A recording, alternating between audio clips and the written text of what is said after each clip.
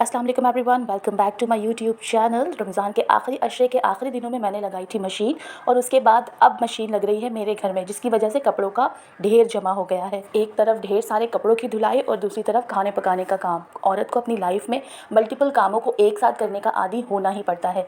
जब मैं छोटी थी और अपनी अम्मी को एक हाथ से ढेर सारे घर के काम करता देखती थी तो दिल में ख्याल आता था कि अम्मी इतनी सुपर पावर कैसे रखती हैं, किस तरह वो सारे घर का काम इकट्ठे मैनेज कर लेती हैं। आज जब मैं खुद एक मदर की पोजीशन पर हूँ, एक वाइफ़ हूँ, तो मुझे भी ये काम बड़े आसान लगते हैं।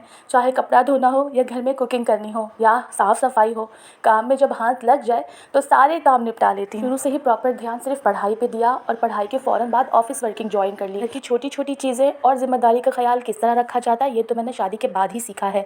और मेरे इस काम में मेरा सबसे बड़ा साथ मेरे प्यारे शौहर जी ने दिया है, जो मेरे ज़िम्मेदारियों में मेरा हाथ भी बटाते हैं और घर के ढेर सारे काम करने पर मुझे बेइंतहा अप्रिशिएट भी करते हैं।